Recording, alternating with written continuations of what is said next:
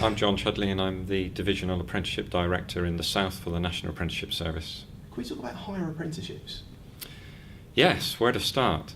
I think the development of higher apprenticeships has been really important to allow the apprenticeship brand and programme to be seen as a gold standard. A lot of people talk about parity of esteem. It's not really a term I perhaps like using, but with the more traditional academic route.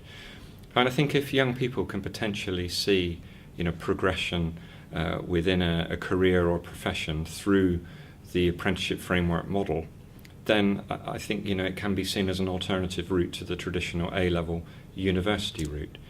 It's probably best just to give my own experience, really. And I started an engineering apprenticeship at 16. Certainly at that time wasn't aware of any higher level. In fact, I don't even know if a degree existed. But it was probably down to one individual lecturer at the tech, as it was then, where I went on my day released, that I went on to do a degree.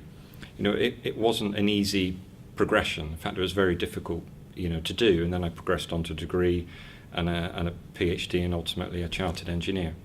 If I can stick with the engineering analogy, what we would like to do is that someone maybe at 16 starting on a level 2 engineering apprenticeship could progress all the way through perhaps to a level 7 apprenticeship framework and chartered engineer recognition.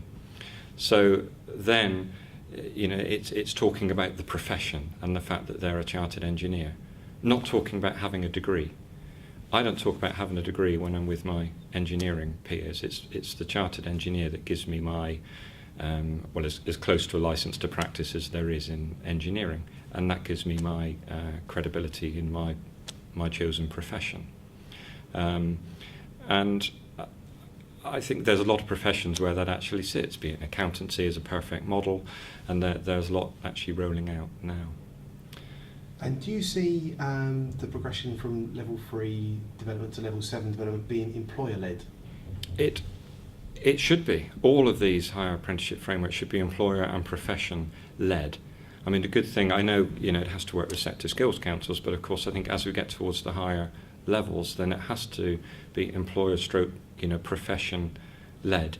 And I think all of those people actually have to work together. And of course, bear in mind that the professional body membership is in essence are made up by employees, of very large employers, from CEOs. So that's extremely important. I think it's worth mentioning as well that as well as the professions, there's a lot of interest from employers around, for instance, the level 5 leadership and management as the potential for an alternative to graduate recruitment. And we are seeing some evidence of this, and the